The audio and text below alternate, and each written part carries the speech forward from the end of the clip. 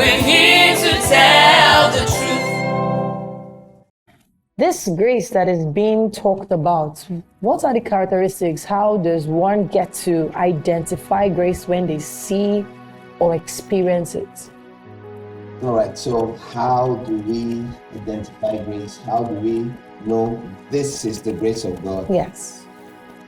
And of course, by knowing what it is, we can get to know what it is not, right? Yes, I Yes, agree. because if they say it's a male or a female, now I know that's under contention. Terrible. So sad in many parts of the world right now. You can't know if it's what's a male and what's a female. You know, what's a woman, especially, is really hard. I think you know what men are. But we don't have that problem in this part of the world. What is grace helps us know what grace is not. Just like what is a woman helps us know what is not a woman. Yeah, it's simple, common sense. Yes. Some of the traits of grace, I'll give you quickly. One is it's free.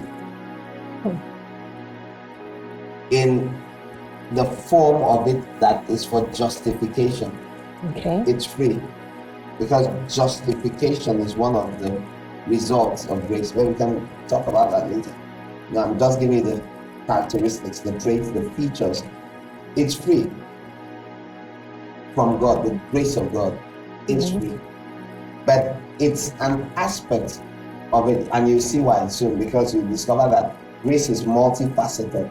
But we speak about grace as though it has one side. There's one side to grace. But if you understand the facets, like on a jewel, you see a stone you cut, and it's not just flat, it has those edges. Yes. Like a bevel that has edges like that, multiple facets. That's how the grace of God is. It has multiple sides. It's still it's all from the kindness of God. But you see that. So the one that is for justification is free. You can see that in Romans 4, verse 4 to 5. Okay. You can see in Romans 5:15. You can see in Titus 3, verse 7. It says that we've been justified by His grace. And it tells us in Romans 5:15 about the gift that came by the grace of the one man, Jesus Christ. It overflows to the many.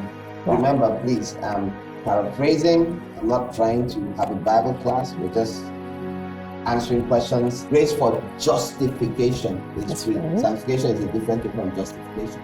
Wow. Right? So but something for something. Grace is powerful. Something else. It's powerful.